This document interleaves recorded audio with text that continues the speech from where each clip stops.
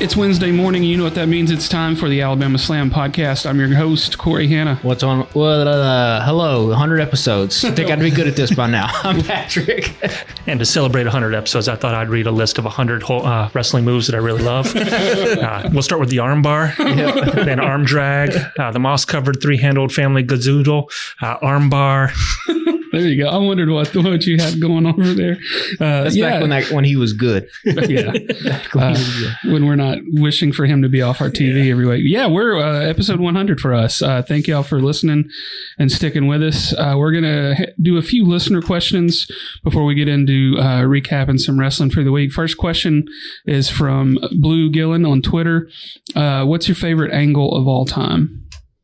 And several of these are probably for y'all because most of them refer to all-time shit, and I've only been watching wrestling for 5 years. So. But still, you can always answer what really hooked you, man. I mean, it'd just be a lot more recent than... Yeah. I mean, I was loving... Probably the NWO was the first time I really... That was going to be my exact same answer. I think for people of a certain age in a certain geographic region of the country that we are in, the NWO... And specifically for me, Sting versus the NWO is like the angle. Went on for an entire year. I mean, that was the first wrestling shirt I actively bought, was an NWO shirt. That's my first like wrestling memory. I think I was 6 years old and it's just like a random episode of Monday Night Nitro and being like, who's that dude in the face paint that's just up in the rafters? Like, this is the coolest thing I've ever seen. And he comes down and beats people with a baseball bat. Like, this dude is badass. Well, I mean, even just when the outsiders showed up there, it felt edgy. And then you're like, who's the third man? Who's the third man? And then, Hogan shows up, which was, just out of left field and was just so perfect for that moment. I mean, hell, it was fun, but I enjoy some stupid shit too. You could get me on The Undertaker and the Ministry of Darkness stuff where he was crucifying Stephanie McMahon. And yeah, that was cool. Chavo when he had Pepe, his hobby horse. Yeah.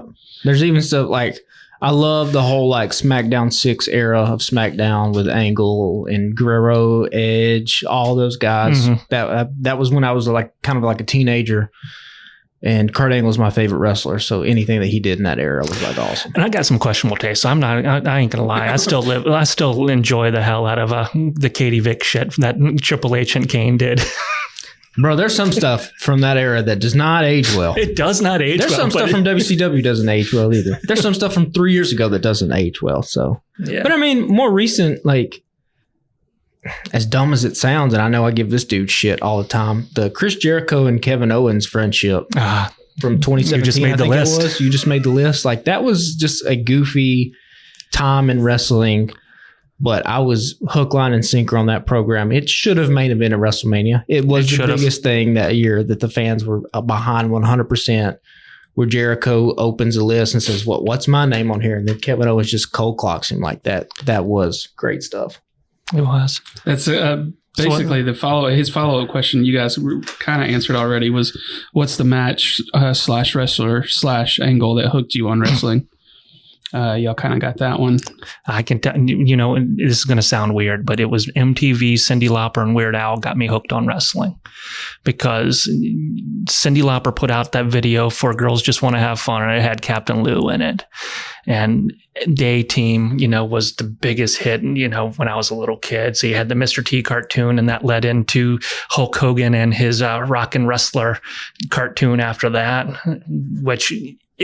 I didn't realize that they didn't use their voices, and that Brad Garrett and Ron Avery, so the Fresh Prince's dad and Ray Romano's brother were the voice of Junkyard Dog and Hulk Hogan, right? Oh wow!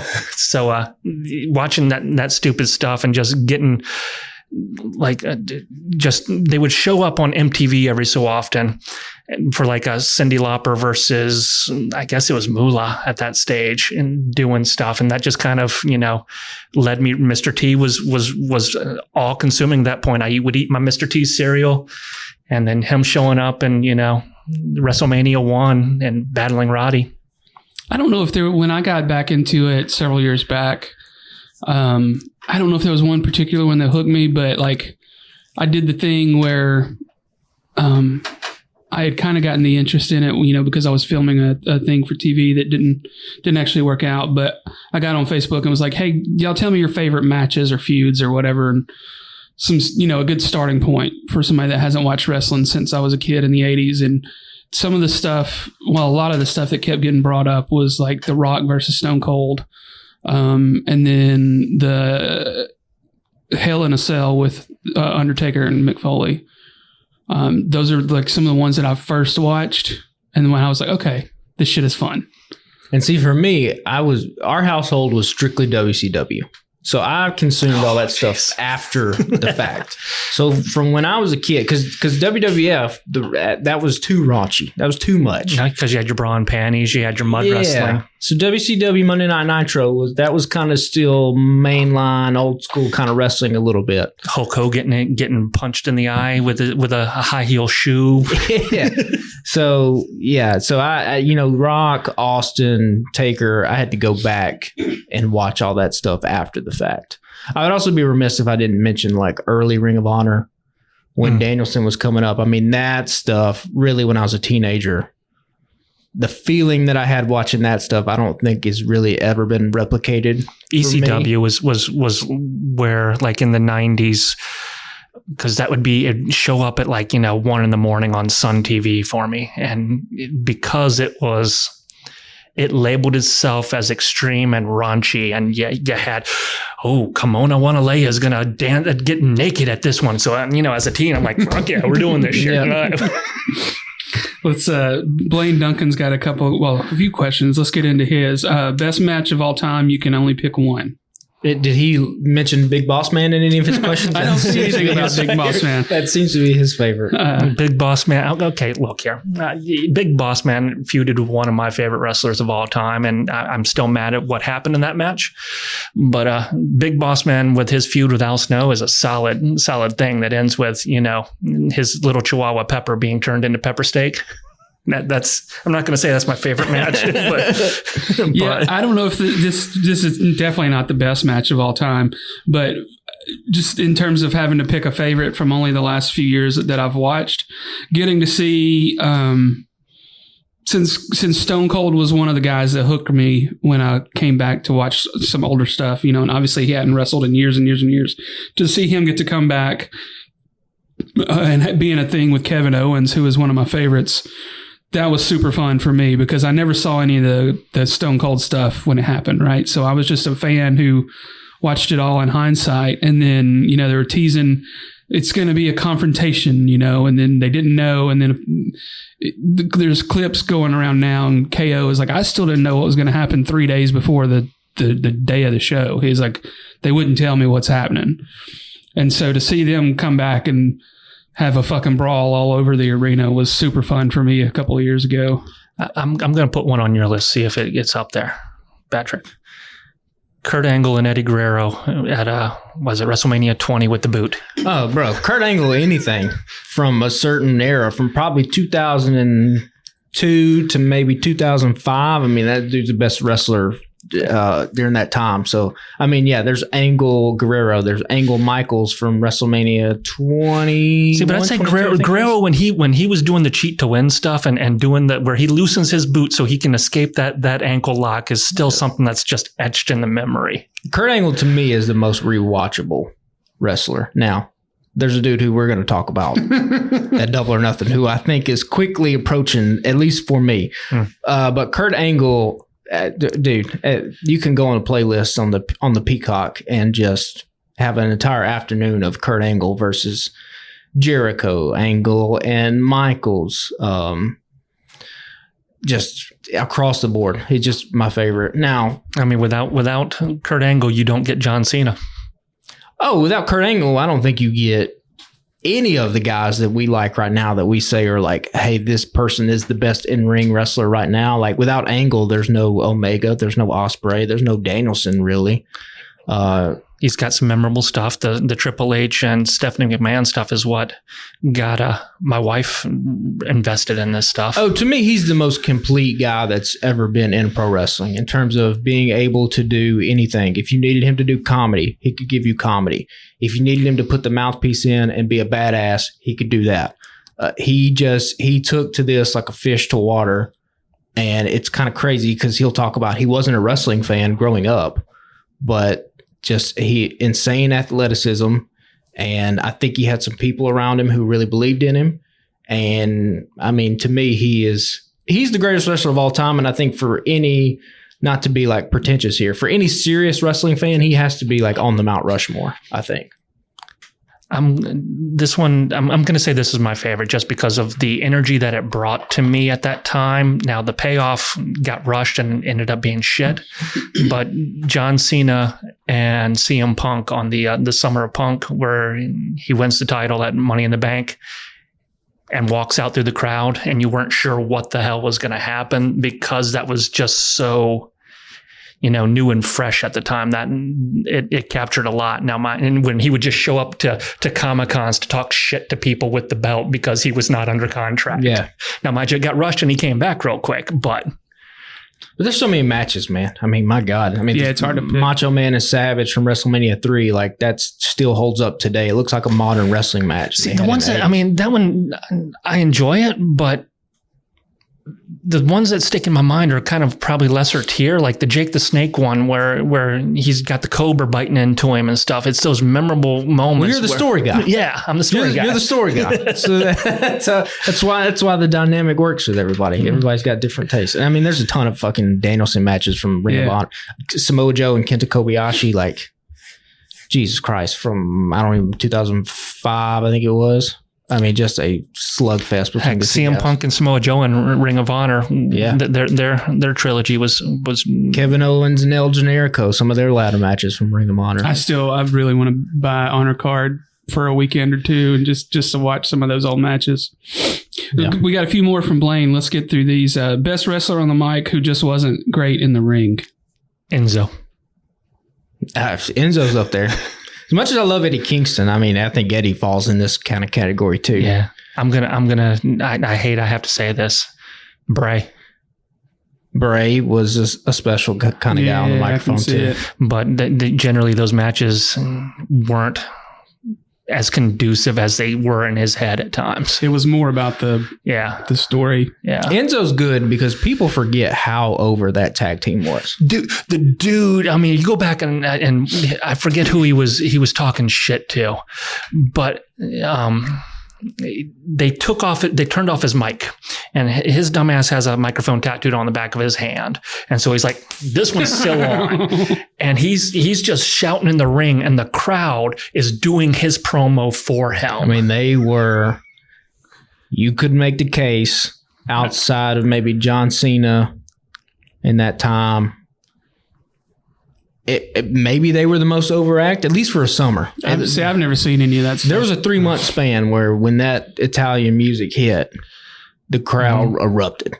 I have an Enzo and Big Cass shirt, by the way. That shows you how over they were. I don't know if I still have it, but I have a Enzo and Cass candy bar.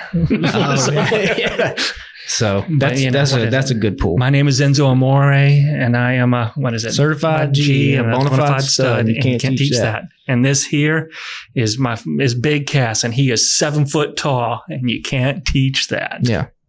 Excuse me. Great stuff. Bada boom, realest guy in the room. How you doing? It's crazy because you can still. I mean, that's how over it was. You can recite it line for line. And what is everybody else? They're going to spell it out for you. He's SAWFT. Soft. Let's get a twofer here. Who was the greatest never to hold the strap? And who was the worst to hold the strap? Piper for me. Piper, Mr. Perfect. There's a lot of dudes from the 80s. Razor. Scott Hall never held it. You know, they didn't pass the world title around that much in the 80s. It was kind of Hogan. Don't get me wrong. Scott probably could have held it if he didn't have all his issues. Probably in WCW. I don't know if he would have gotten it in WWF at the time. Because like I said, that was kind of, after Hogan, it was pretty much sort of Bret Hart and Shawn Michaels pass it around. There's Diesel's in there. Al Snow never won the ECW title, and that still bums me out. So Mr. Perfect for me, who was the worst? I mean, David Arquette is the champion. Hold on. Vince Russo.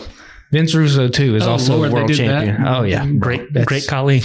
That's why when these people when they say they're like, oh, AEW is like late era WCW, it's not. Not yet. Not yet. Not until Tony wins the belt. Not until Tony wins the belt. I don't think that's going to happen. Or Luther. Yeah, something like that. There was some wacky shit that happened with WCW.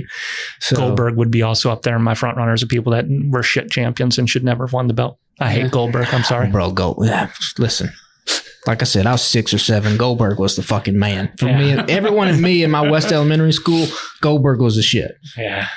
Last question from Blaine. What match do you wish had happened and almost did? Is there a thing that never happened that? Oh gosh, Eddie Guerrero, Shawn Michaels, WrestleMania. They were building up to that one. That's the one. He died before that one. They were building up to that one. That was the one that Ray won instead. I mean, there's some ones that if you were just fantasy booking. Sorry, I wouldn't necessarily want to see the match, but I think the story leading up to it could be pretty cool. Sting and Undertaker. Yeah. Would have been cool. Supposedly him and Kurt Angle were supposed to wrestle at one point in WWE. Sting and Angle? Yeah. I saw Sting and Angle at Final Glory, maybe 2008-ish, 7-ish, 9-ish, something like that. It was pretty cool. I think I actually made the broadcast because the Dudley Boys had like a hardcore match and they kind of brawled out in the crowd and they hit the guy with a trash can and I was sitting right in front of it. I can change wrestling history with one match. If CM Punk doesn't leave, we get CM Punk versus Triple H, which means you don't get the yes movement. Yeah. There's a lot of little sliding doors like that in wrestling history that it's like, if one thing would have changed a different kind of way. I would love to see if you could take a time machine and you could transport Kurt Angle back to about 2005, transport Kenny Omega to about 2017. Sign me up, man. That would have been, shoot that right into my veins. That would have been amazing. Well, thanks for those questions. We appreciate it. Those are fun to answer. We got a shit ton of wrestling to get into for the week, so let's get on in. Let's start with King of the Ring, Queen of the Ring from Saturday afternoon in Saudi Arabia. Coming in hot on this one. They started out with Liv Morgan versus Becky. Solid start to the show. Dom's plan with the chair backfired, and Liv gets the win over the man to win the Women's World Championship. I liked her. I'm going to say right out. I loved her outfit coming out there with the tuxedo look with the schlep. With the schlep cap. It was Britney Spears. Is that what that's supposed to be? Is that what it was? It was Britney Spears like music video look. So Liv is from. Oh gosh, now it doesn't matter because I butchered the music videos. But yeah, they're clean Britney Spears over my head. Yeah. I didn't. Now that you say that, yeah, because that's whoops, I did it again probably, and one more time. Yeah, yeah. I tweeted about the Becky get up. I thought that was slick. Yeah. And Liv's look good too. Now that I say that, it's registering with me. I thought it was a good match to start with. Crowd was hot for it. Yeah, I mean they're obviously going to set up Liv versus Rhea. Rhea maybe back sooner than later, or are they just going to let Liv ride with this for a little bit? May let her ride. Because, I mean, they're in a contract situation with Becky. We were talking a little bit before we started. Patrick, we can all tell our thoughts. I kind of feel like Becky will take a break for several months, maybe hit up Tony Khan, see what his offer is, and then take that back to WWE and get some money over there. She's got creative control, basically, right? I mean, she would definitely have it in AEW. Yeah, but I'm saying she's I'm sure she gets a lot of input in WWE about what happens to her. If she went to AEW, she would be the biggest star they have, point blank. Yeah, I would agree with that. I don't see it happening I'm not as much talking as I would about love to female. I'm talking about biggest star. For sure. I would agree. And there's nobody on that roster that would be worthy of the time to feud with her. Listen, we said this. There's a reason why AEW is going through all these cuts and saving money. I think there's some big game hunting that's about to start happening. Some of these contracts. Well, they had to pay for that final countdown. Well, we got it's $200,000 every time it restarts. But I would put it at how shocked would I be if we get it wouldn't be Becky Lynch as All Elite. I forget what her name is. But if there's an Rebecca Quinn. If there's a Rebecca Quinn as All Elite graphic, I put the chances at maybe 10%, 15%. I think you're overestimating that, but well, she's definitely going to talk to Mercedes and get how much money she's making. They seem to be close enough where that's a thing. Yeah. And so you take that back and like, she's like, can I sign a contract and not wrestle for 3 months? Hey, that's a part of the appeal, only working 1 day a week is very enticing to a lot of people. She's got myself young kid. Included. Yeah. She got one young kid that would give her time to not wrestle and be with the kid while still getting a pretty hefty paycheck. I mean, I don't think it's going to happen. Heck. Work on a Wednesday and be home all weekend. Jump off something, injure your leg, be out for a year and a half. Hey, if that's what you want to do, they'll let you do it. Look, would I love to see Becky in AEW? Of course I would. I just don't. I think this is me trying not to get my hopes up. I want her to do whatever she wants for sure to do. I think she would be wasted in AEW, honestly. Sure, but if she was making the most amount of money. Oh, no, and I want her to make the money she wants to make and do what she wants to do, but I don't think from a wrestling watching standpoint, it would be worth her, as for us as fans, it would be worth her being in that company. Probably right. But this was if this was her send-off for a little bit, this was a good send-off. Yeah. This is a good match. And listen, I'm Team Liv all the way. We'll talk about it if we're going to get into Monday Night Raw, but she puts a little smooch on Dominic and tries to suck his soul right through his lips. Listen, Dominic, you've been with Rhea for how long? 2 years? That woman ain't showed you no kind of affection on TV. This woman done been with you for 3 weeks. All right. This is a little bit like, to bring it back to pop culture, a little bit Taylor Swift, her last boyfriend, never had her out in public, didn't want to do anything with her. And now she's with Travis Kelce. They're all over the place with everything. Dom's with Liv now. They're kissing. Meanwhile, Rhea's showing up on beaches with some dude from a different company resting his head on her ass. Yeah, but big flex from Buddy Matthews on that one. Bro, I ain't mad at it. I ain't mad at it. Whew. But I'm just saying, Dominic, listen, this is going to end bad for you regardless, okay? Oh, this is Rhea's going to come back and beat your ass. Liv is crazy, so she's going to do something to you, but at least have fun in the moment. Yeah, it's a rodeo, man. Hold on for your 8 seconds and enjoy the ride. I want to read this to y'all. I sent this. Jamie was at the doctor with Carter this morning, and I sent her a screenshot of the kiss from Liv and Dom, right? And y'all know she's like Team. She has stopped watching wrestling since Rhea has left TV, right? Oh, man. Yeah. So she's like, tell me when Rhea's back and I'll start watching again. She's like, Seth Rollins is gone. Like, fucking everybody's out. She was like, why am I supposed to be watching right now? So anyway, I sent her the screenshot. Her initial reaction gif just says, I want a divorce. And why would you make me look at that? I haven't even had coffee yet. I mean, they went for it. They really went for it.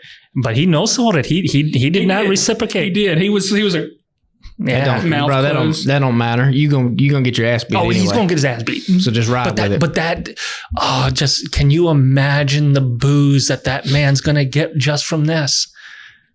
But also, is he wrong? What if he's like, you didn't show me any kind of affection. This is. Yeah, but she was whispering sweet nothings into his ear, and he was enjoying that, and there was some insinuation. Now, hold on. Let's say that. What if she ain't mad? What if this is her plan? I mean, listen, it's 2024. Couples do all kinds of things now. So who knows what can happen, But I doubt WWE goes down that road. I don't know. I could be with a real man. Yeah. That's funny. Yeah, good stuff. I mean, I thought it was a good way to start the show. We'll get into this later, but yeah, solid start. Y'all got anything else there before we move to the next one? Nah. Gable versus Zayn versus Reed for the Intercontinental title. This was better than it deserved to be. Yeah, Gable hit a suplex on Reed and Zayn at the same time. Well, that is beautiful too, man. Hell yeah. Sammy ducks the clothesline from Otis. Otis chucks Gable, and Sammy hits the haluva kick on Reed to get the win. Still inching closer to Otis turning on Gable, but we ain't there yet. We talking Raw while we're out here? I mean, might as well. We might as well throw it all together. Because we got even closer to some dissension on Raw when Otis came out for his punishment, his whipping, and of all the people to have the backbone in that faction, it's Maxine Dupree who is standing up for the morals, and the crowd is eating it up like there is no tomorrow. She is serving as such a character arc in this little storyline that it is amazing how well, for the fans hating her as much as they did for not being able to wrestle, how much they're behind her for just stopping him from hitting that man with a belt. I mean, Chad Gable is doing fantastic character work right now. I know why Bronson Reed was in this match, but why was Bronson Reed in this match? I mean, who would you have put in place? I think I would let it be the two of them. But you can't have it. You can't have it as two of them yet, because you still got to keep Gable as not having lost it again to have him still in the mix. I mean, I see that, but like, you watch the match and you're like, one of these guys doesn't belong.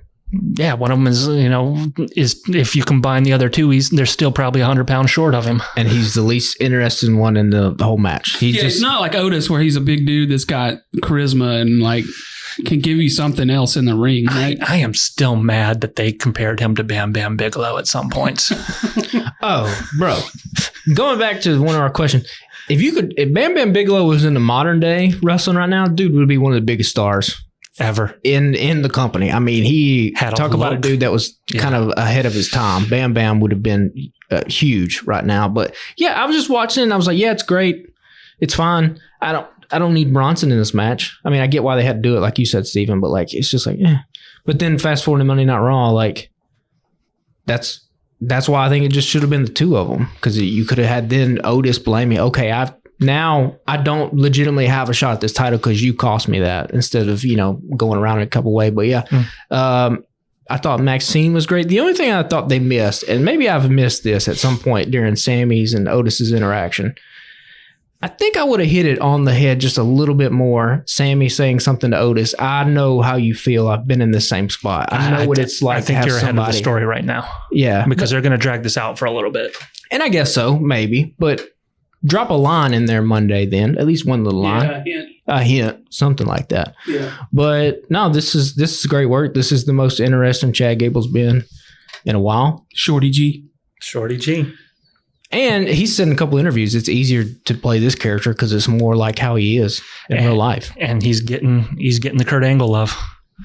Yeah. Perk Angle. I mean, no, I mean, not even that. It's they were chanting "You sucks" left and right. Let's pump the brakes on that a little bit. Chad Gable's not to that level of Kurt Angle yet. Let's save the "You suck" chants for Kurt Angle when he comes around, which is not often. And I think we're still getting a little bit closer to the Creeds joining him. For sure. Let's take a little bit of a detour into some bad wrestling. Nia Jax versus Lyra Valkyria. All right, you're going to make me say this, and I'm mad at myself for having to say this. This wasn't horrible, man. I wouldn't know because I fast forwarded. I have a rule. Her finisher was that she fell on. And that's how I know you haven't watched a Nia Jax match. This is your first Nia Jax model match, because that is the Annihilator, and that's all she's been doing since she's gotten back. It didn't know. She just straight up fell on that woman that day. It was the way they're casting, and I agree she came off the ropes a little hard. I agree. I ain't saying that might be an understatement. She crushed that lady's chest. But the story they're angling at is that Lyra got a little too aggressive, jerked her off. That sounded weird, but hell yeah. But I'm not mad at this match for what it was. I mean, she has gotten over as a bad guy at this stage. She is better than she used to be. I ain't saying she's Bret Hart in the ring, but she's better than she was. I just thought in a match or a show with, I really enjoyed the rest of the other matches on this card. This one just didn't do it for me. And I know I go in with some Nia bias, and I dislike her as a wrestler. I don't think she's good with the mic. I think she's slow as hell in the ring. You could get away with being... Look, I am a very large man. This is not a thing against wrestlers with not your average body shapes, but somebody like Willow, is entertaining with the mic and has a personality and is pretty athletic in the ring. Nia is none of those things, right? Her voice doesn't match her body. I'll agree with that. She says when she cuts promos, they're usually awful. I'm not going to argue that. When she just randomly shouts shit in the middle of a match, I sometimes burst out laughing. I'll give you that. Al, my hole is pretty fucking funny, right? But it's still you got a long way to go to catch up with me being invested in you as a wrestler. When they did that, the Bulldog on the outside of the ring, I mean, she toppled like a tree. It was beautiful. I thought she took that move in a very, Yeah. Also, I mean, it's not like I had any thoughts or indications that Lyra was actually going to win this. I knew what was going to happen. It was just. I mean, Bayley needs competitors.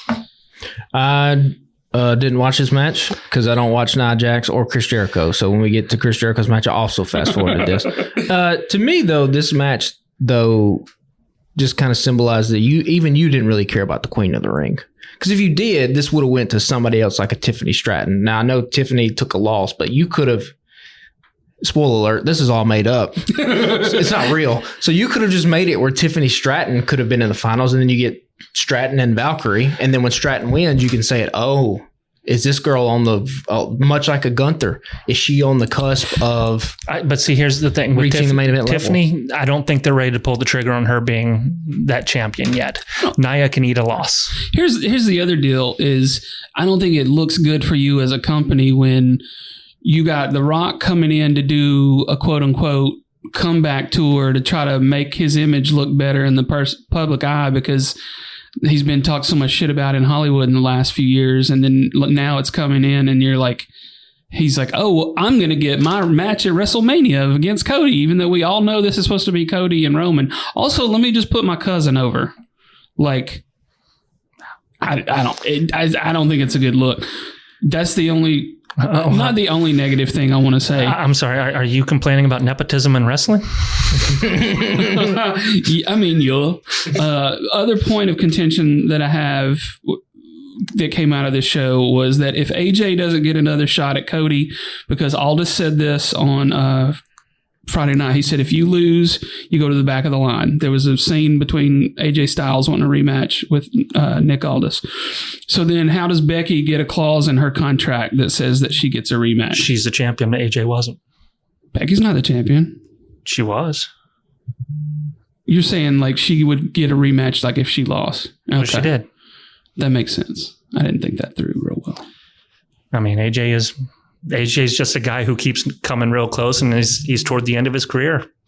Time's not on his side, evidently. Okay. That makes sense. I just was like, well, this is dumb because they just said last night that you go to the back of the line. Now she's going to the back of the line. The unemployment line. Yeah. All right. Fair enough. Next question or next match. Gunther versus Orton. Gunther gets the win. And these dudes just beat the living shit out of each other. And Randy sold that back and leg injury like I haven't seen Randy sell injuries like that in a long ass time. I thought this was great. Yeah. This was by far, I think, the best match. Wonky ending, and I'm not sure if that's by design or fuck up. So I'm about to talk about a bunch of different things at one time across both companies.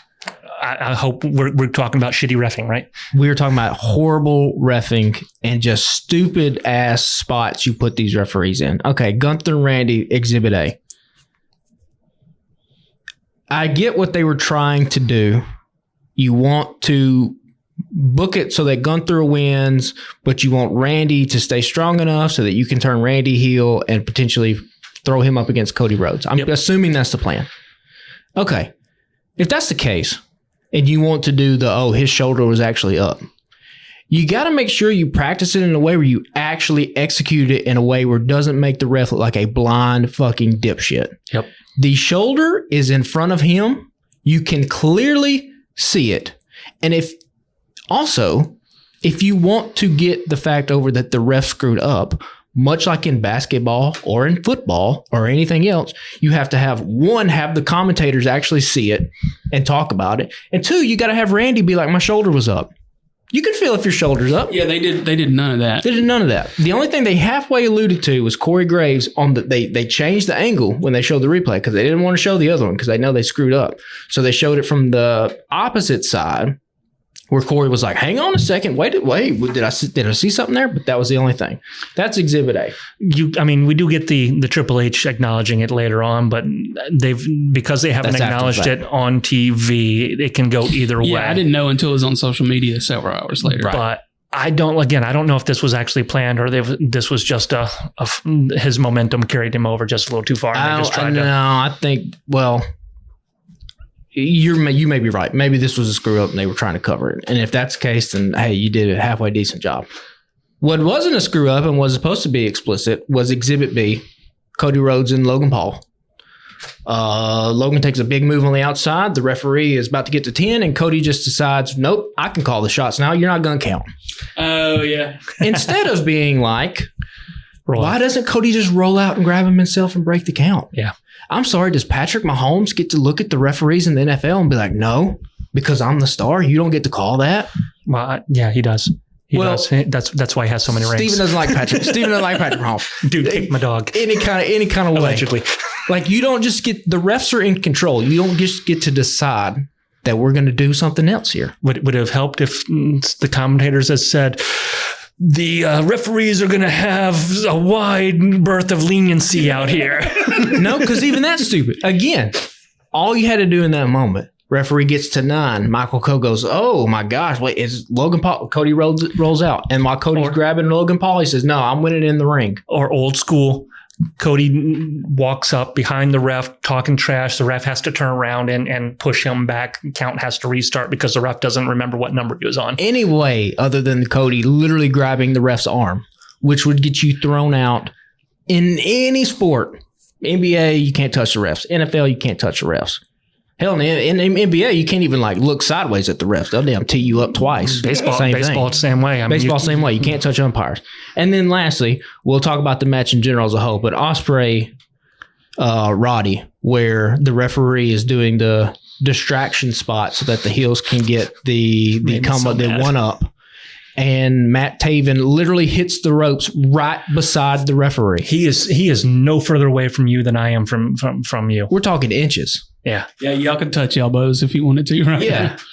So like, man, even worse, because they start the match. Roddy's out there posing. Ospreay comes out there to hit him. Roddy ducks. The ref stands up. Taven and Bennett are still in the ring. He says, ring the bell, then goes to focus on getting these two schmucks out of the ring instead of, he starts the match before the match is even ready to be started. And then he does that bullshit. So we got to, across everybody, listen, we got to be better. I forget what freaking match it is, but I don't know if it's probably the one you fast forwarded because it was Jericho. But if that had Aubrey in it, where she's talking about, they had the wrong mics pulled up. So you can hear her giving instructions to the wrestlers in the ring, talking about how much time they have and all this other stuff going on. Well, that's a production error. That ain't on them. Yeah. But anyway, bad reffing. Can we just tighten up, y'all? Can we just stop? Let's quit and put the heat on the refs, particularly when, again, spoiler alert, this stuff is just made up. You can just you can rewrite. It's real to me, damn it. You can do it a different way than what you have. This ain't Angel Hernandez out here. Yeah. Which, speaking of, he retired. Which, good riddance. Yeah. Peace out. Y'all got anything else on Gunther? Maybe Angel Hernandez will become an AEW ref. So then we'll actually make sense while they're so bad. Their job. Yeah. Anything else there before we move to Cody versus Logan? No. It's funny you say I like Cody telling the ref to stop the count because he wants Logan in the ring. That was my first note. Bro, you can't touch refs. I get it now. Look, I was drunk when I watched this one. See, I don't hate it as much as you hate it, but I get what you're saying too. During the day, I wasn't thinking about it in terms of the ref doing his shot. I was just thinking hey, he wants him in the ring. I get it because I missed this one that afternoon.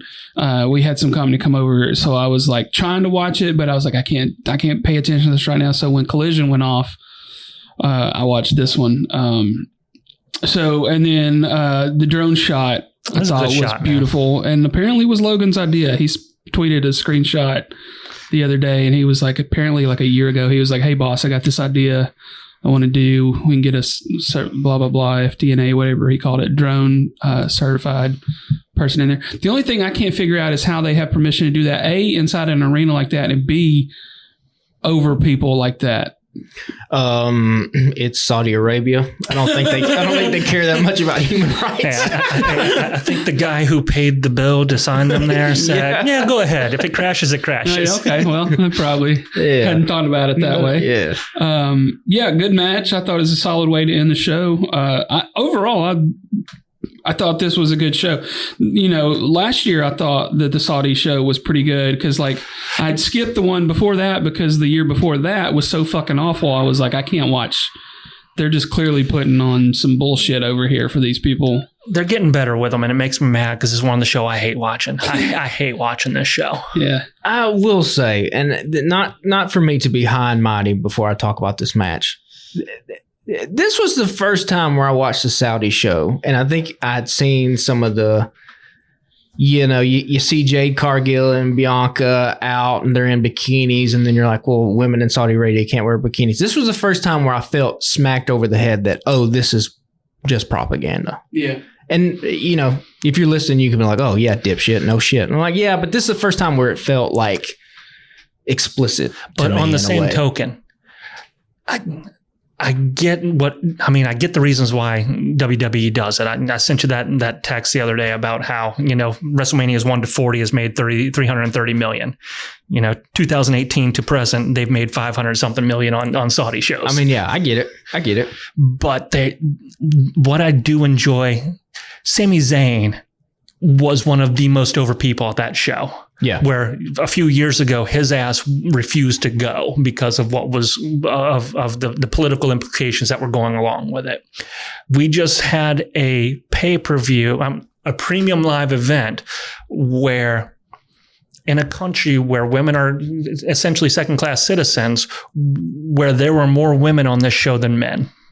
Yeah, I get it. I'm not saying I get why WWE does it. And yes, you could point to the fact that, you have women here that are wrestling, like you said, more women on the card than men, and that is a step forward. But at the same time, I guess it was the lead up, seeing the square people post like social media stuff for Squared Circle, where you're like, oh, this feels like a tourism. It is. Well, it's always been a tourism thing. And that's what I'm saying. That's probably why I'm a dumbass. Like, no shit, it's always been that. But this was the first time where I felt, just a little dirty watching it. Do you feel any more dirty based on? Don't get me wrong, it's a shittier country.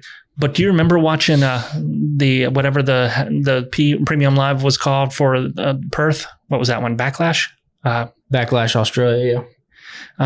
There was probably more commercials for Australia in that than wrestling. Yeah. Yeah. They hit it over the head, but it's just, they didn't fuck around in this one. It was just like, all right, let's get to the next match. So, they were less overt with the tourism. Maybe because they don't really want you to go. I don't know. They did it all pre-show. Yeah. It was mostly on people's social media channels. Yeah. I did, the match was good. Logan continues to put on matches like this when he gets in these opportunities. The drone shot was cool. I will not be mad if he gets to become world champion. Well, I'll change my tune if that happens. I do think there's a part of me, and again, it's stupid because it's all about rating. There is a part of me that's like, I want the WWE champion to be somebody who has been there, who's doing the grind day in and day out. I do think the championship is a reward. It's earned. It's earned to the actual performer itself. I would argue that he's doing more of a grind than other people. Logan Paul? Mm-hmm. Overall, sure, but I need you in Iowa City on Saturday. I need you in Boise, Idaho the next day on Sunday in front. Again, I will argue that he's doing more of a grind than somebody you're about to slob a knob on. It's hard to argue because of the amount of people that he gets any belt in front of with his following, right? I would understand the decision if they're like, hey, next year Logan Paul's going to be the WWE champion. The motherfucker's got how many social media followers? Yeah, I get it. Million? Yeah, I understand it. Yeah, but in the same way, go to work on a Saturday and that's not televised. He ain't trying to do that. And can you be mad at it? You can, but at the same time, He don't have to. It's the purist in me. Yeah, I mean, I get it. It's the purist. Yeah, I'm saying you're holding a double standard right now for about what we're about to talk about. No, because I know exactly what you're about to say. Well, do y'all got anything else on that before we switch gears to AEW? No, I mean any WWE. I said before we started rolling, both of the pay-per-views from this weekend could have been 2 hours less, which would have made King and the Queen of the Ring like 30-something minutes, and would have made it double or nothing about 2 hours. So. Well, let's switch gears to AEW quick. Just a couple of Dynamite notes because one leads into a thing that happens at Double or Nothing. We get the return of the Death Triangle, which is exciting as a trios team. And this didn't really have anything else to do with anything, but the end of the Black O'Reilly match with the buckets of blood was highly entertaining, I thought. And then a quick note. A fun show, and I had some wrestling notes in there, but I took them out because we got so much else to discuss. A fun show, except for the fact that Satnam fucking Singh is in the main event. That was entertaining. I was entertained by that, though. I was also entertained by the buckets of blood. You hear his sigh? You could only imagine what my sigh was. I thought it was, it's a nice little like David and Goliath kind of thing. Sure. It didn't go on for too long. It's not what you expect from AEW. Yes, it is. No, I thought the rest of the show was pretty good. Now, mind you, the only difference was this was the first time they've had a big man in the ring in probably, 4 years. I mean, that's Satnam Singh's eyes, sure. He's the biggest of the men. Yeah. But this is exactly what I come to expect on watching AEW is their big name person fighting jobbers. Well, anyone. So let's get into Double or Nothing. Started off with Will Ospreay versus Roderick Strong. Don Callis tries to get Ospreay to use the Tiger Driver on Roddy, but he can't go through with it. They exchange a few moves. Ospreay gets the win to be the new international champ. And then some things happen after that we'll get into shortly. Las Vegas is definitely a heel city, isn't it? I mean, they were out there wanting that Tiger Driver. They did not give a shit about Danielson being crippled by it or the fact that he was morally confused by it. They were the city of sin. They give it to me. Yeah. Give it to me. Fuck him up. I do like I said, whenever you decide to turn Ospreay heel, that is a built-in thing that you can do. Now, are the crowds actually going to boo Will Ospreay? That's a different story when we get there. But I at least like that Don is like, finish him, do the thing, and Will is having somewhat of a conscience about it. Go ahead and say something negative about Will Ospreay so I can get pissed off before I go into these notes. I'm mad about the fact that AEW is making me sympathize with Don Callis because the man is saying everything that I agree with, and I hate the man.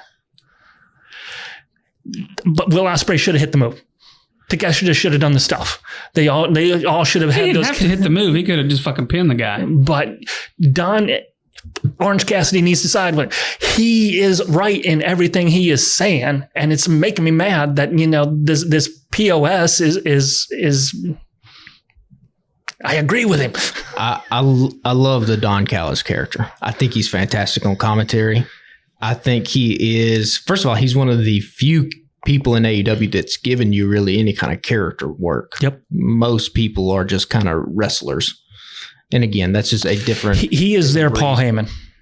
Yeah, he is. He's AEW version of Paul. He's not as good as Paul. Oh, Heyman. No. But he is their version of it. But even Taz on commentary was like, "Hey, I think you're right. He should. When you get a chance to put a dude away, like put him away." Yep.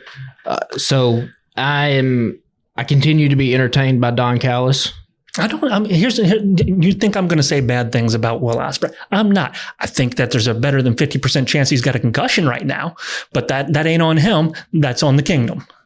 Yeah. Yes. Going back to the referee spot, guys, like what did people used to say about Dusty?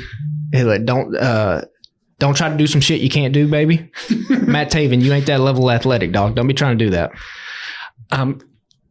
Here's my complaint about this match. Roddy should have fought somebody that mattered. Roddy should have fought somebody that mattered before Will Ospreay. Oh, okay. I could because all they fed him Rocky Romero They fed him, that was the high point of his defense, I think. Well, Kyle O'Reilly, might be the high point, but Kyle O'Reilly hasn't won a match since he got back. They're building Kyle O'Reilly up, but he ain't there yet. No. So he had defeat. They were talking about how this is going to be, it's such a challenge for this. And don't get me wrong, Roderick is a great performer. He is a solid move. He's a solid hand inside that ring. But they needed to build him up more to make it more convincing that he was a threat to the person he was facing. Yeah, there was no surprise that Will Ospreay won this, right? Yeah. I would also like to, and I'm going to say somebody's name that is verboten in wrestling here. Roderick could fill the Chris Benoit role really easily. Yeah, I would agree with that too. Where he could just be a badass technician that just beat the shit out of people. And he would be believable in that thing. He would not need the help of people that your ROH tag team champions that aren't any good. Now, the only thing you have left to say is that Will Ospreay is the greatest wrestler on God's green earth right now. That's the only thing left to say from the match. He does not deserve the world champion based on what you just said about Paul, because Paul grinds more than Ospreay. No, listen, I watched simple transitions in this match between these two guys multiple times. The way people like the Logan Paul stunt going through the table with the drone shot, and it was cool. It was badass. Well, there were other moves throughout that match. There were, but I'm talking about that. He does the simple stuff really well as well. I'm not saying that he does it to the point that Ospreay is doing it. No, but he does it to a level that he is in the top high percentage of WWE. It's really unfair for Logan Paul because I don't like the motherfucker, but I like to watch him wrestle. Mm-hmm. Yeah.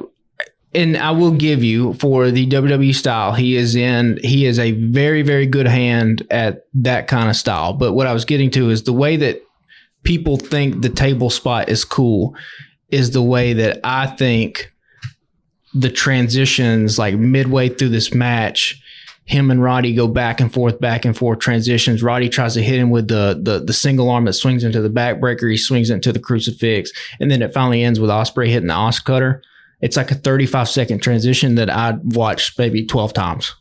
Because I'm just like, and we're really with my jaw kind of on the floor, because I'm like, there is a skill to what these guys did that probably casual fans maybe wouldn't pick up on, but it's watching really two masters kind of at work, because the pace and the skill and the way that you can choreograph these things without it ever looking like they're in sync with each other, like where they're helping each other out. Like they look like they were trying to fight each other. They look like they were struggling to get holds.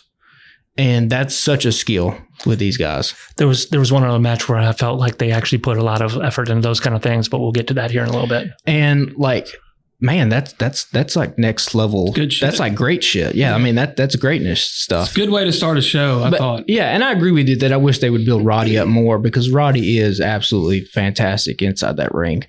But now Ospreay has the international title. We'll see what we do with it. And again, I just think it's so special when you have a performer, when his music hits, the audience knows that they're about to watch something special. That's a gift. And like the guys right now, like Roman Reigns had that, Cody Rhodes has that, Ospreay has that. Like that is when you're top level. Seth Rollins. You to quote one guy that we're about to talk about, that's when you know you're over as shit.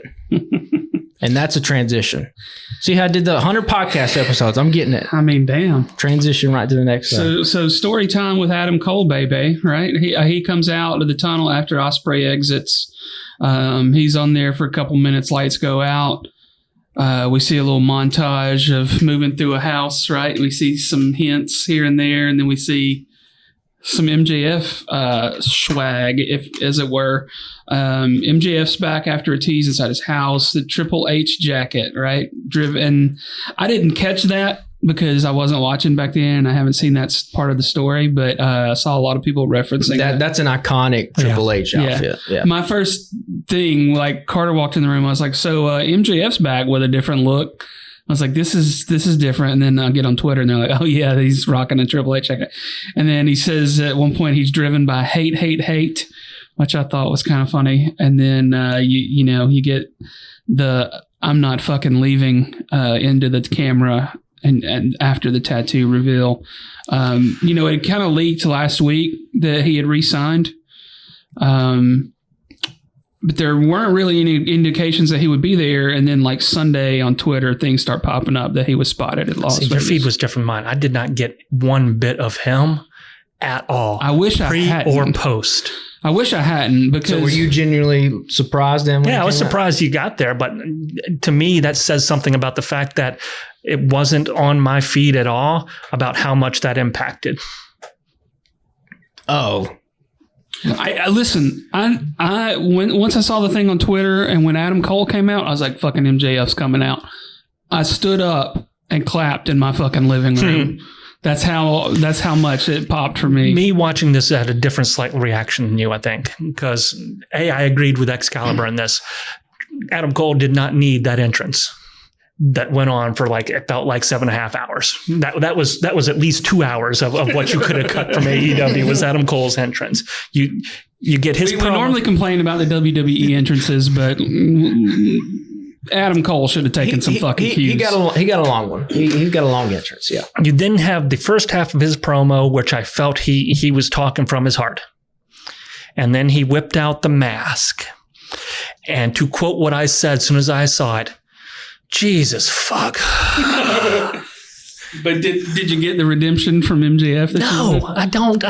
I just don't give a shit about it. He beat his ass. Okay, you beat a guy who's not cleared to wrestle. I'm talking about him taking the mask out. And doing the Ric Flair on it? But MJF's back. Okay, cool. The crowd is all in for him. Even though he's trying to shit on the crowd's just eating his shit like there's no tomorrow. Even though he's basically telling him, fuck off, I don't give a shit about you. That's how I like my MJF though. But I need him to say something that's going to make the crowd stop on him again. I need him to go out there and just full on kick a puppy right in the balls. There is nothing that he can say to them. That's where I'm kind of at. I don't think that they appreciate him so much for his talent. I don't think that there's anything that he can do that is going to get them off of his side. And I kind of had a similar reaction from Corey when he came out. I was like, thank God. Like, I'm at least happy it looks like the devil stuff has been well, and that's kind of a smart way to have MJF, a dude who is known for at least being going off script or calling it like it is, to be like, no more bullshit, no more friendships, no more kangaroo kicks, no more devil mask. Yeah, like I'm putting it all aside. It's basically a way to just be like, hey, kind of, it's the Men in Black little memory thing. Like, you know what I would have done? Because I don't know if I talked about it, but NWO was my favorite storyline ever. Yeah. Eddie Kingston's out of your Anarchy match, Team AEW all the way, and he's over here slobbing the knob of AEW left and right. Mystery Man, you don't know who that fourth person's going to be. Instead of having it be a Darby, that music hits. That would have broken that place if that would have happened. Would have been on my Twitter feed for the next month and a half. I'm not convinced that we don't get there eventually where he goes against the Young Bucks. Well, but that's the thing. You will never have that moment to do it again. I mean, that's true. Yeah, that would have hit so fucking hard. But maybe he's not. Which now that I said what I was about to say, fucking Darby was clearly limping in the main event, so he wasn't ready either. But can I also say that for the amount of money that guy is now pulling in, I would have chosen a different tattoo artist, man. The tattoo is, I appreciate the sentiment of the tattoo, but that was looked like a prison tat kind of. Can I put on my conspiracy hat and give you why I think MJF is channeling his Triple H? And this is coming from a guy who is 10,000 feet away or a million feet away from what happened. I have no kind of knowledge. I'm a dipshit from Alabama. I think Maxwell Jacob Freeman had a conversation with Paul Levesque at some point about negotiations. I think Paul Levesque lowballed him. I think Paul said, we put you in NXT and we'll do all this, blah, blah, blah. Then maybe we bring you up. And I think MJF is looking at it and being like, last August, I just fucking headlined a show that had 80,000 people in it, and you're going to put me down in NXT to learn, to develop? Go fuck yourself. So that's where you get the Triple H outfit, because this is a middle finger to that guy. Hate. This is where you get the I'm about to bet on myself. This seems like a dude, at least in the presentation we have gotten in the 15 minutes he was at Double Nothing, that seems to be motivated by some kind of slight that may or may not have happened in real life. I don't know, but it's a pretty compelling story if it is. Now, we'll never get that side of the story. Or hear me out. He's friends with Cody Rhodes. And Cody just made the entire blueprint for him with smashing the throne and it also could be betting that on yourself and all that other fun stuff and getting bad tattoos.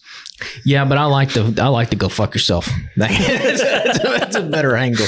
Also, to bring it to the NBA, like real quick, like I don't know if you guys are watching, but like Luka Doncic right now is probably about to be in the NBA Finals, and he is a young guy who a lot of people had. He's been basically a top 5 player in the NBA since he was 20, but he hasn't had a lot of playoff success because he hasn't had a lot of guys surrounding him. So like this offseason, they went and got Kyrie Irving, who's another, top flight NBA star. To me, that kind of feels like what is happening with MJF right now, where like he kind of was a big star for this company for the last 3 or 4 years. Now it seems like they have, at least in theory, some people now in place alongside him with the company, in like, a Will Ospreay or Mercedes Moné, if she's around for the long haul, it's going to be motivated. There are pieces now, and especially if everybody gets healthy, that maybe if MJF is spearheading this roster that has a Will Ospreay or something, I'm not saying they're going to, I'm obviously not saying they're going to beat WWE, but like, could they draw in some people? Like, I don't know. It's certainly a better roster than I think what he left with. Oh, yeah. So we'll see. Yeah. And a better roster than like, 2020, 2021, whatever. I mean, yeah. Yeah, man. I was excited as shit. I'm hoping it comes out better than it was, yeah. I think it'd be a shot in the arm. I do kind of feel bad from Adam Cole because I do think he's talented. But it's just like, bro, it's a bad break after bad break. And he's going to get his ass whipped by MJF in their match. Yeah. And I mean, basically MJF said what everybody else was thinking, which was like, this devil shit was just fucking stupid. And you were kind of a part of it. You know what I mean? Yeah. Hold on. So was he. But MJF and that company has the dog collar stuff with CM Punk, and he's got the other kind of stuff. What do you point to for Adam Cole and his AEW run to be like, that was cool? Yeah, I agree with there, but you're also forgetting the sing along with Chris Jericho. You're forgetting the cage match that Jericho went through the cardboard on live TV. Yeah, see, MJF's so good, I forgot about that stuff. Pepperidge Farm remembers. Yeah, they remember. Let's get into the next one. Bang Bang Gang versus Death Triangle. Great chemistry here. Happened. I thought they had great chemistry. Love to see Death Triangle together again. And then the juice is loose, baby. Juice Robinson is back. He helps the Bang Bang Gang to get the win. While I'm as excited to see Juice back, I really kind of wanted Death Triangle to get the win. They're jobbers. Yeah, but I can wish. This felt like there's a lot of matches on this card that was like, this just could have been the main event of a Dynamite. Yep. Or I literally forgot this match happened. It is nice to see Juice Robinson back. I do think he brings a different type of element to the Bang Bang Gang. Obviously not Bullet Club Gold anymore. I don't know what's happened there. They've completely gone away from that. Yeah, once they split off from the Guns, I think they'll bring Bullet Club Gold back, maybe get another member or something. Or maybe Bullet Club Gold was a thing with New Japan that they kind of, maybe they were sharing royalties or something, and they were like, hey, why don't we just quit that and make our own thing? But it's cool. Juice Robinson is here. I love Phoenix and Pac and Penta, but it's like, I guess this is just what they're going to be. They're going to kind of be up for a little bit and then get beat and go back down. They are jobbers to jobbers. Because, I mean, while they are holding the 9 belts, that I still don't understand why there's 9 belts. So I figured it out. So they're holding the Acclaimed, which is the AEW trios that they claim had. They're holding the Ring of Honor. 6. Then they are holding what is going to be the new AEW Trios Championship. They acknowledged it on air the other night. I meant to put it in my notes and clearly I forgot. One of the commentators said that there was a reason why they have 9 belts, and it was because the Bang Bang Gang doesn't want them consolidated or some shit like that. Yeah. They wanted to carry around. They made the deal about them bringing them out in the fucking buggy. So the third mystery set of titles is what will be, I'm assuming, the AEW the Undisputed Trios titles going forward. But yeah, I mean, because the Bang Bang Gang are jobbers. That's the reality of it. They, outside of this match, which they beat the lower jobbers, they have not won shit.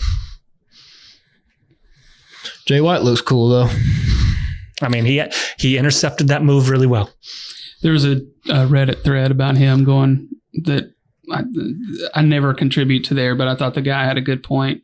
I'll send it to you guys later. Toni Storm versus Serena Deeb. Toni retains. With the other comebacks, I kind of expected Britt Baker to come back here, but we didn't get that. Mariah May almost throws in the towel for Toni, causing a little tension there. Luther takes the heat. Luther gets the heat on that one, yeah. So the pretzel is still a stupid ass move. It doesn't look convincing. I'll give you that. This is a match that I wish I had have not remembered along with the Bang Bang Gang. This also could have been another Dynamite or Collision main event. And I'm going to talk about this here, but I got a note further down here. This is your women's world title. It's not one of the, quote, 3 main events. Your TV you can't have a main event in the middle of your fucking show either. Yeah, the TV title is more important than your women's world title. I mean, that should tell you how this women's world title is. I still think Toni's doing great work, and Mariah May. I mean, I didn't even watch Collision, but I saw the spot. You saw it. We got a text. You were wondering whether or not you could audition for the next Collision. I felt a lot like Nigel McGuinness, being like, man, I wish I was still wrestling. So whenever she turns on Toni, I will be Team Mariah May all the way, 100%. I think she is a star. And I could be the only person that could think that in the entire world. And that's fine. I think you're right. I think she's better than Storm. She's miles ahead of Deeb. She is that. Sure. And, she's trying to get over the hot girl graps Twitter thing, but like she is kind of a badass in the ring where she like hits stiff because it comes from the Stardom stuff. I will, I'll say it again. My heart will be torn whenever one Miss Jamie Hayter comes back, and I won't know what to do with myself. I'm going to be torn. What if they put Jamie and Mariah? Oh gosh, please don't do that. I don't want to have to pick. Patrick's hormones can't handle that. I can't handle that. Trent versus Chuck. Orange comes out. Not Chuck. Trent versus Orange. Orange comes out with the Pixies music. He's got on a black shirt instead of the white with his picture, and his denim is darker. This was better than their Dynamite match, but still should have been a Dynamite match. I agree. But this is foreshadowing a Cassidy heel turn. Or is it? I mean, I also wouldn't be surprised if he turns down Don Callis and Trent Beretta ends up. That's where I think this is going, is that it's a swerve to get Trent on the team because Trent is the one that's actually trying to do some vicious ass shit. He quote unquote left through the crowd. Yep. He's done with this. Yeah. Told Renee that he didn't have time for it. But yeah, again, should have been another Dynamite Collision match. Yeah. But it was good. I enjoyed it.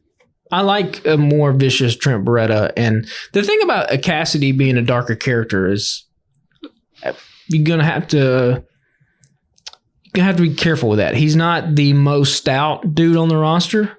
So his viciousness and his heelish ways are going to have to come out in other types of things. You know who he's bigger than, though? Who's that? Jack Perry. He's bigger than Jack Perry. And he is bigger. Is he really? He's bigger than Hook. Yeah. Low point of the night, Jericho versus Hook versus Shibata. The botched table spot by all three guys just completely missed the fucking table. Wow, I didn't completely miss it. I did see that. Just holy shit. They missed enough of it. The dice thing entertained me. Where they were chucking dices at each other. I mean, that was at least. I didn't see that spot because I only saw the table spot on Reddit. I didn't watch this match either. So Big Bill comes out, and then you get Brian Keith come out in a mask, and maybe join the learning tree, or maybe he's just bounty hunting for whatever. Boo. Yeah, I don't. I mean, I like Brian Keith. I do too. That's why I'm booing him for being with the fucking learning tree. I mean, I like him in the sense that like. he seems like a nice guy. I like to see the journeyman come up and get a little TV. There you go. Like I like to root for the little guy. He would need to win a match. I mean, I agree. He probably should not be in this position in a double or nothing. Yeah, he should not be on a fucking pay-per-view. He should be in some matches on Collision. He is in matches on Collision. He loses them. Well, fuck you. You know what I'm saying. He should probably be on matches on Rampage. There you go. Maybe a little bit. I think he is there, and I think he's losing there too. Probably everywhere. My next note says that I barely have time for piss breaks between matches. There were several that you could have walked away. I did not watch this live, and I avoided spoilers, and I'm going in, and I think it probably took me 12 hours to watch this show because I would take breaks, and I still felt like it was too much. I agree with you. This is the first time it's felt way too long. In it, I was like, this is the best pay-per-view they've done. But now that like I've got some time away from it and I'm not super intoxicated, these last three matches could have been main eventers on TV. At one point I said, you know what? Yeah, let's go to Walmart. I need to do some shopping. You just wanted a break. I mean, by last three, I meant the previous ones we just discussed. Yeah, so now we're getting into some of the thick of it. Mox versus Takeshita, wrestler versus wrestler. Nothing super splashy, just beating each other up. Takeshita hit the Death Rider on Mox and damn near gets the pin.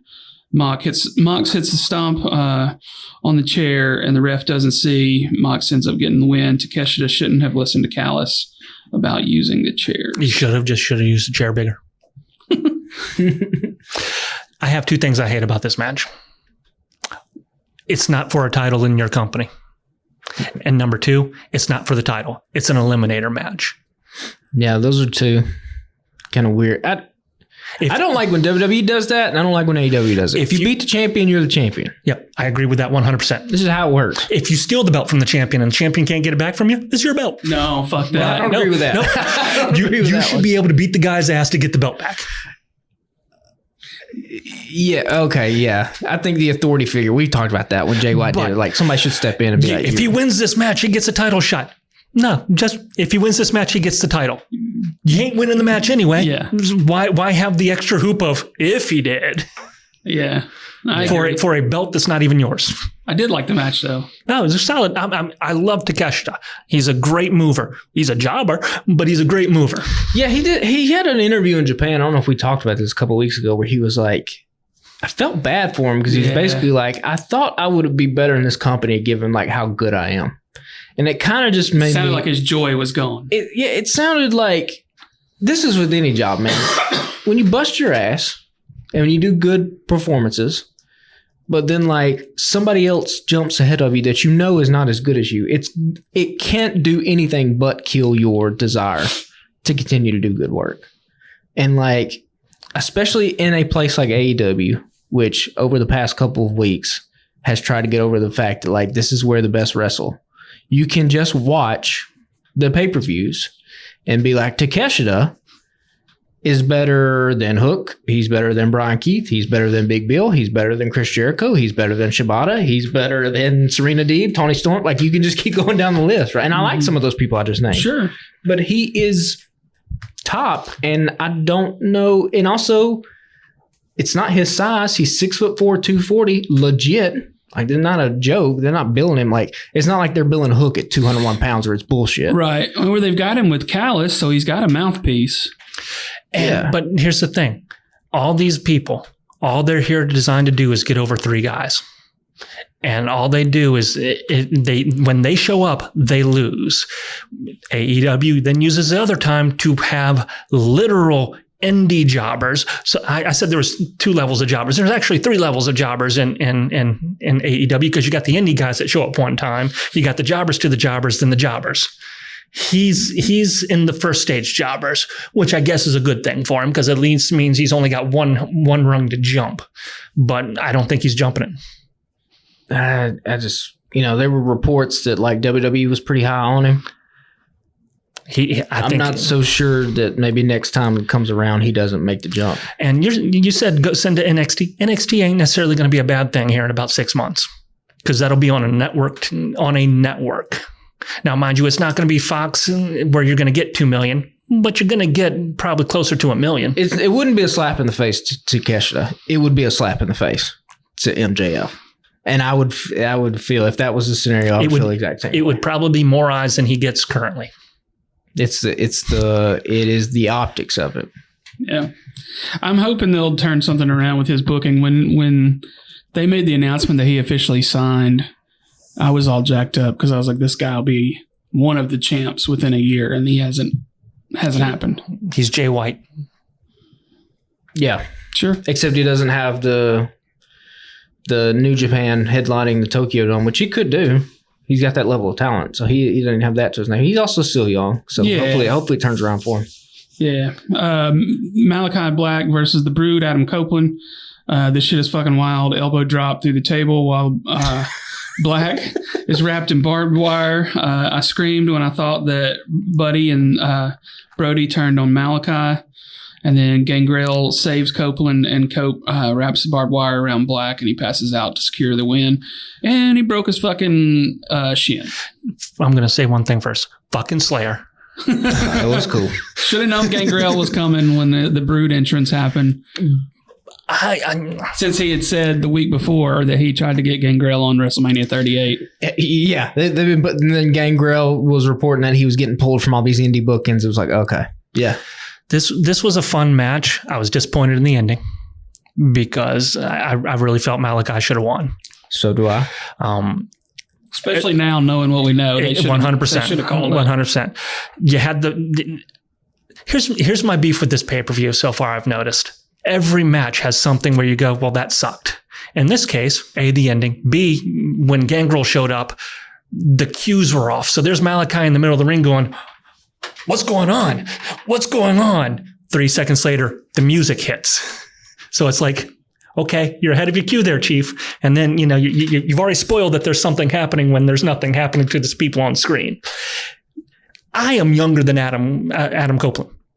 There is a loading dock at the back of this place that's 4 foot high. I know I ain't jumping that, because I can only imagine what it would do to my body. And this guy is jumping off roofs 16 feet up. Like, it's a great idea. He did say in his video that he'd been feeling real good about himself lately and might have been a little too cocky. Yeah. This is, what was he thinking? I mean, I get what he was thinking. Sure. But what was he thinking? Why didn't he just fucking go through the table? Vertical. Yeah. Because he didn't want to get cut up on that barbed wire. Well, and here's another thing. And Steven, you say this all the time. This match didn't need that spot. Nope. Didn't need it at all. Nope. There was so many of these matches, and so many of these matches had spots that they didn't need, that they just kept hitting. You could have just I don't know, he could have just jumped from the top rope and did a little splash with the barbed wire. It was enough. People didn't need that. Yep.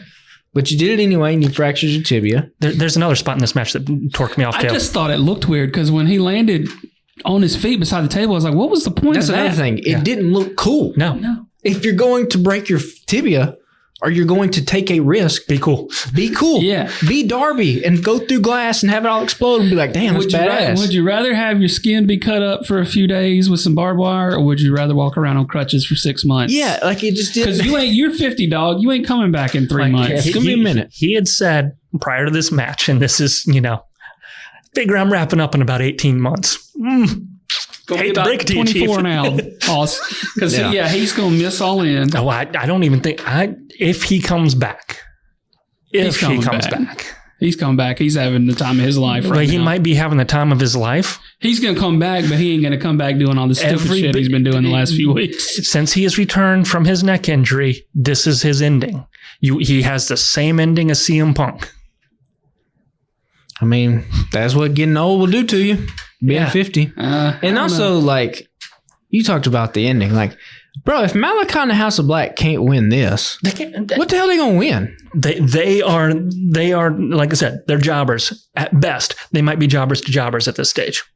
They went from being indestructible as the trios champs to losing every fucking week. They are officially jobbers to jobbers because they lost to FTR. FTR lost.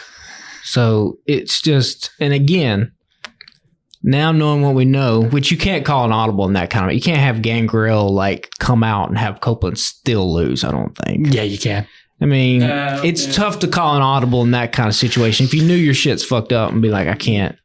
And Malachi, I know the dude's got some stiff kicks. He ain't kicking locks open. He's not to the level of Chuck Norris kick yet. But yeah, I dig the match. I like the spot other than the stupid table. And I hate the ending. Malachi should have walked away with the thing. So I don't think they've announced yet, but clearly he'll have to vacate the title. So how do we get to the next champ? Do they do like a 4-way deal or an 8-way deal, or what do you think? No, if they do, it can't involve the House of Black.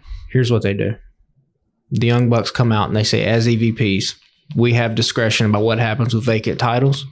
And his award for his outstanding performance in the Anarchy Arena, Jack Perry is the new TNT champion. And they have a huge celebration like Jack Perry beat Adam Copeland and won it fair and square. And that's how you do it. You know, because at that point, why give it to Malachi? Why have another damn tournament? It doesn't mean anything. Tournaments don't matter. At least do something where it's like, oh, all the bad guys have all the gold now. You know, I hate it, but I hate it. It would be outstanding. I hate it a little bit. It would serve a point. It would serve a story. Yes, I'm not mad at it. Because then the next thing they could be is the next thing that this Elite versus AEW story needs is it's time to pull the AEW champion into it. Now we're going after that. We tried with Christian Cage. That's the only title we got left, and it's going to be ours.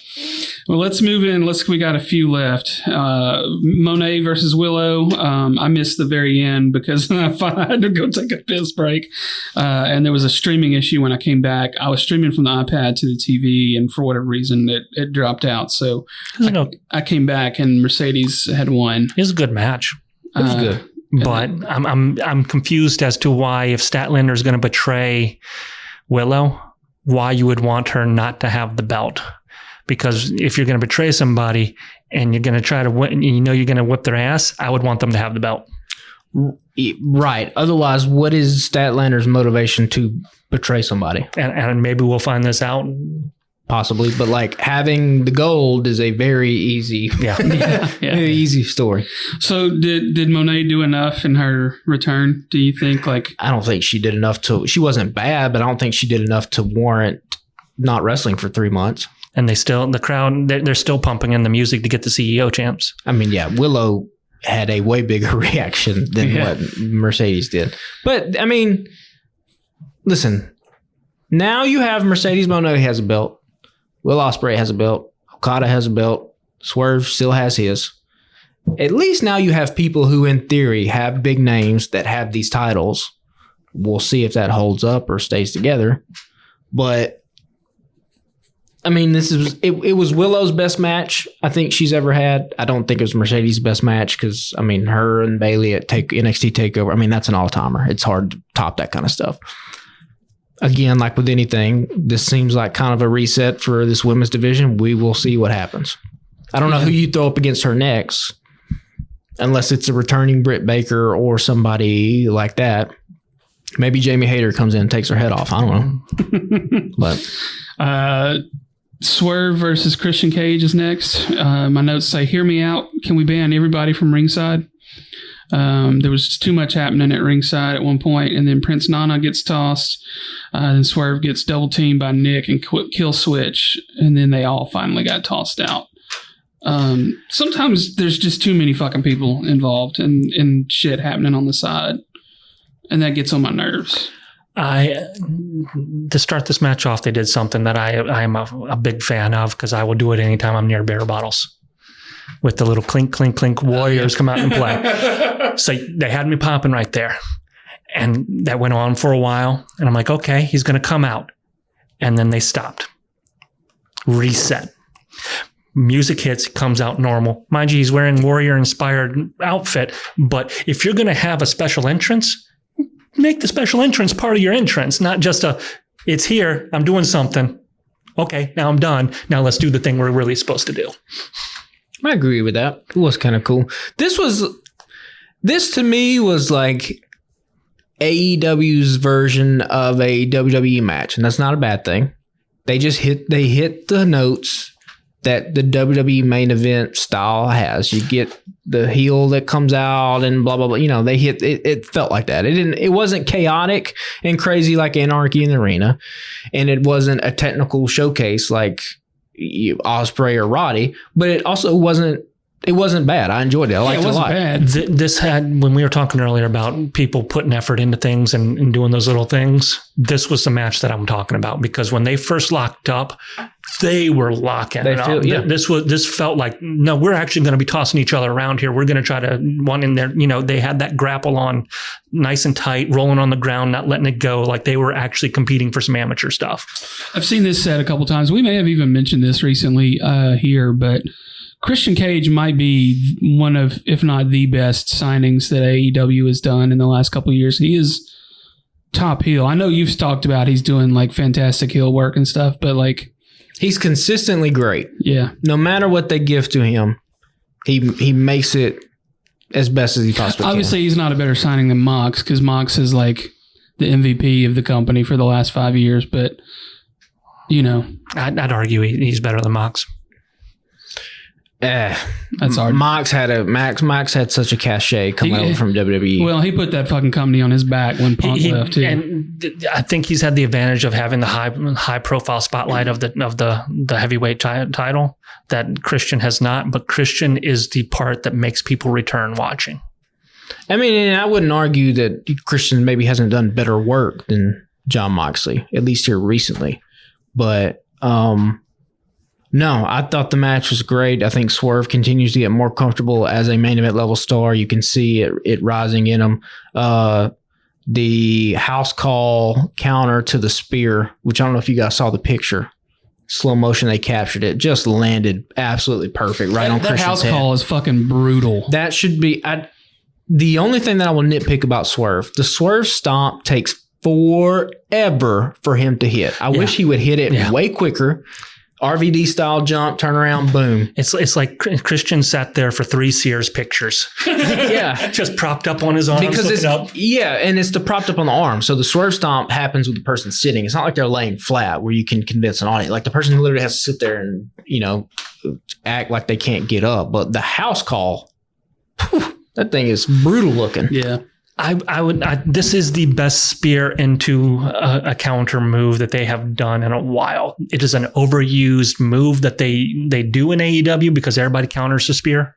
So a lot of people have spears in AEW too. But this is the one that they countered more fluidly than most of the others, because the other ones, they kind of look like they're running and then they kind of just slow down for a moment so they can tuck into the move. Yeah.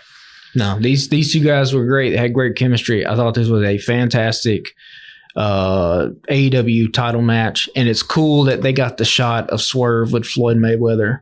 That's the kind of stuff that I expected that to end differently. I expected that to end the way that, when they mentioned Floyd was there, I was like, oh, Floyd's going to punch somebody in the face. Oh, you thought that? Oh, that would be. I mean, that would be a good way to try to drum up some ratings if Floyd Mayweather came back to wrestling. Because, who can forget the classic that was Floyd Mayweather versus The Big Show? Broke his damn nose. So, last match of the night, Bucks, Okada, Perry versus Team AW. It's mayhem from the get-go. Crazy shit, top to bottom. This was over the top. Yeah, I've got Perry pins Darby. Not what I expected, and I can't decide if that's good or bad. A lot of shit going on here. We all know about the flamethrower. Him getting hit by a truck again in the back by Perry. Perry drags Tony Khan out. This is camp. This is as big as camp as you can get. This is a Roger Corman wrestling production. I agree with it.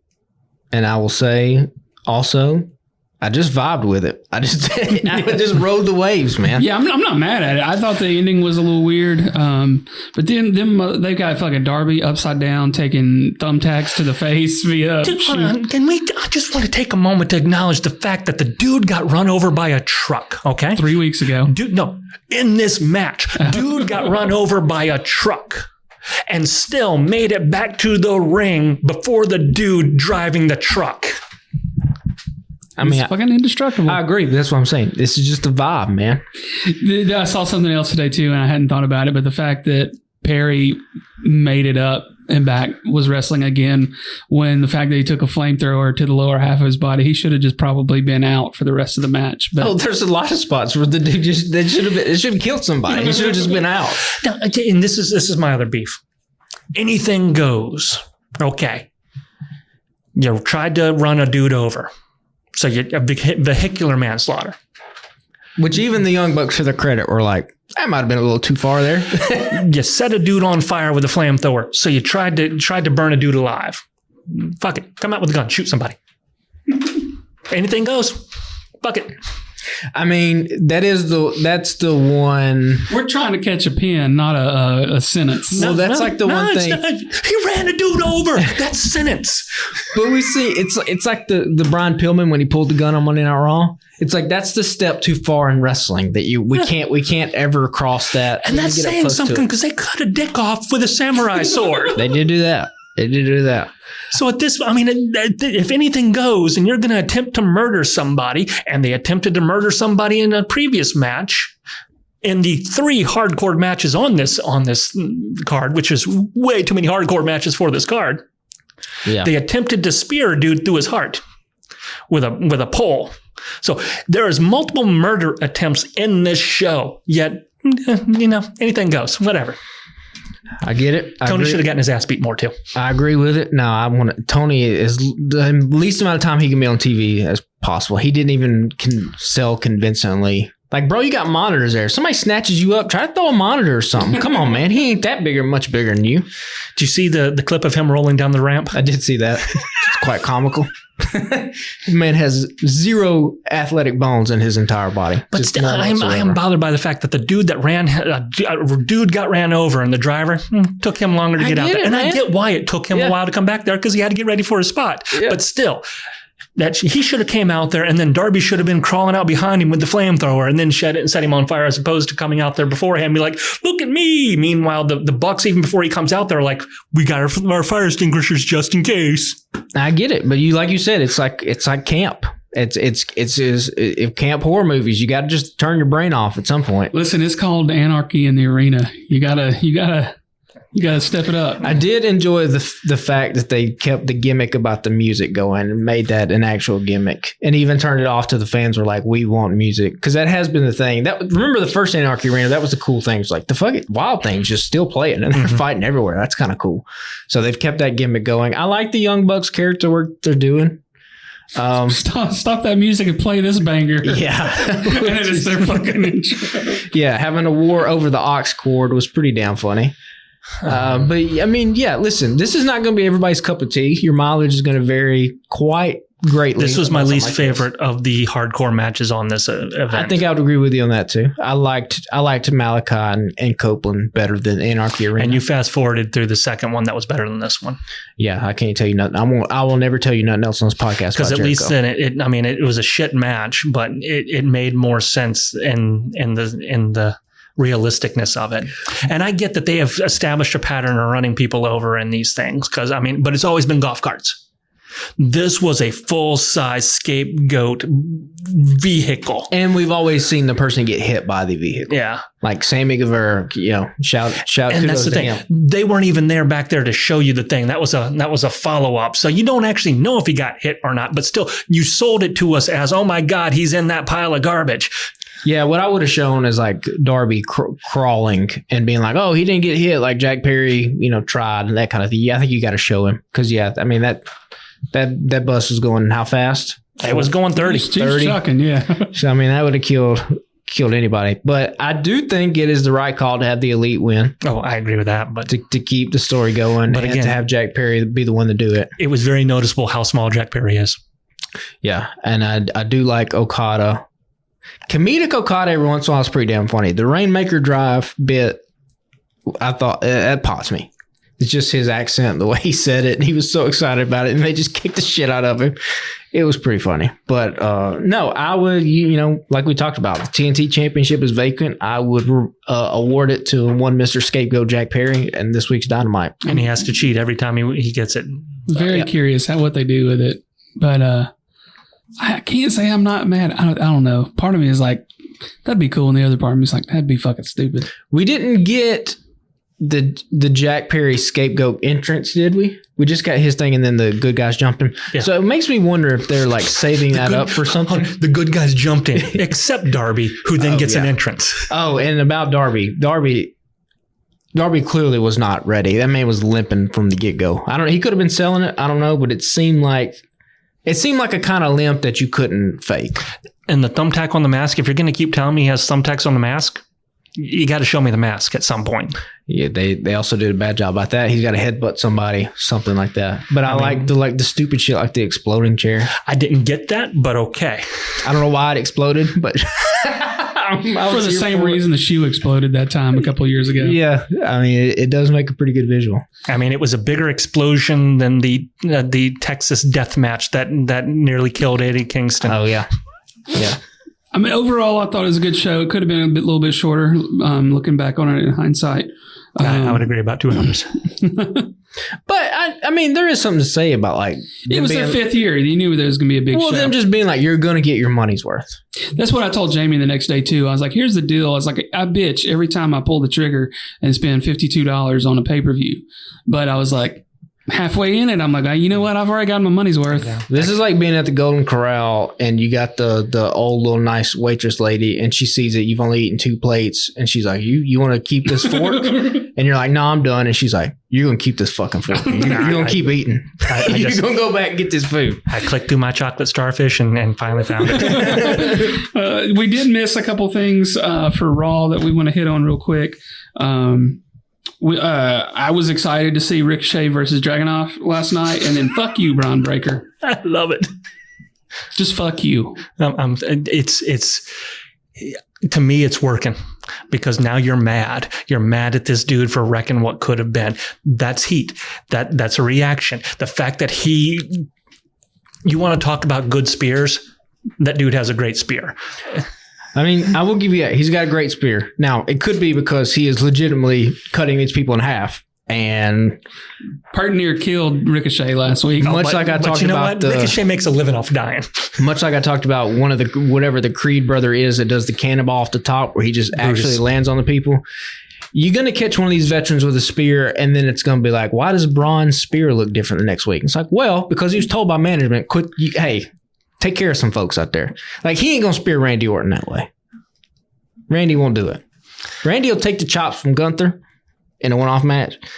You ain't hitting our boy Orton full speed like that with a spear. I love that Ilja got up and was like, let's do this, and was immediately just into those chops. Now, mind you, he ate it, but I think if you get a triple threat with the 3 of them, I think that'll be a solid match.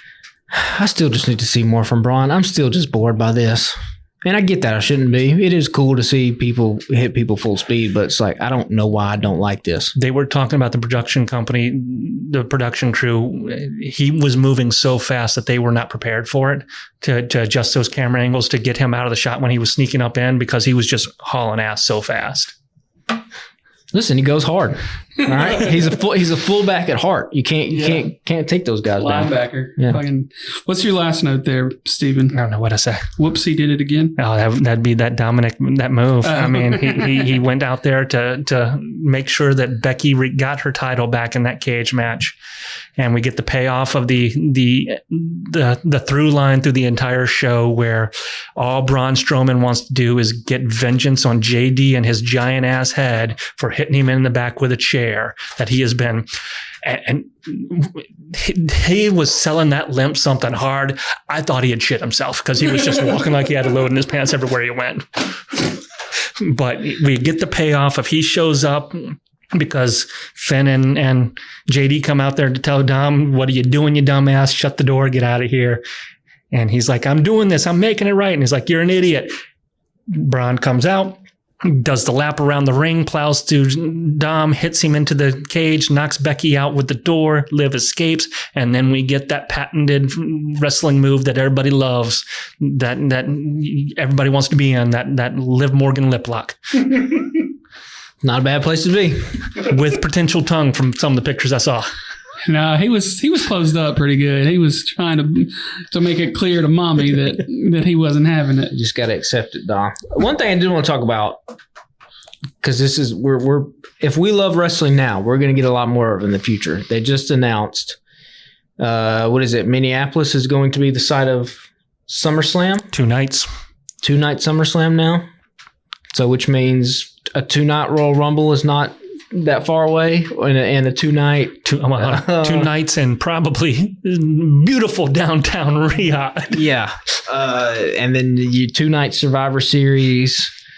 They have a cash cow right now. WWE does. The last thing I saw is at this point they are being paid for every one of those PLEs to show up in a town. Yep. And it is a bidding war to get them. They are now attempting to get their asses paid for every SmackDown and Raw. So if you can get your TV shows paid for to show up onto these towns, make your money from your gate too, They're talking about the cities paying them. The cities are going to pay them for that. And they're trying to get the cities to pay for just the TV shows at this stage. Damn. Which means that you are basically printing money and not even having to fund the cost of your show anymore. So I hope y'all like wrestling because you're going to keep getting it. It's like the Golden Corral lady going to be like, you're going to take this wrestling. All right. You're going to keep on eating it. Y'all Impractical Jokers watchers. It's Scoop-ski potatoes, and where you just popping the potatoes on Scoop-ski potato, Scoop-ski potato. Scoop-ski the wrestling. You will get it. Get it all. I think if we got anything else to hit, I think that's probably covers us, right? It gets us. We're kind of long on this one, but we knew that was going to happen with 2 pay-per-views to cover. In defense of David Arquette, the guy didn't deserve that title run, but the guy damn near gave his life to fight in a death match. I mean, Nick Gage about killed him. Probably would have done it, too. So... Remember when Nick Gage was in AEW, had a pizza cutter out, and then they cut to a Domino's commercial? One shot or one match with Jericho, right? Jericho, yeah. Has good times. Yeah. What does he say? What's his quote saying he says at the beginning of every GCW show? I just fucking lost MDK it. All day? There you go. MDK. All fucking day? Yeah. Yeah, I think that does it for us, man. Episode 100. Welcome to the shit show. We might only have 2 or 3 shows left in us, but we made it to 100. No, look, this shit ain't stopping. We got to talk about this stuff every week. We appreciate y'all listening, man. T-shirts and stuff are available at tpublic.com.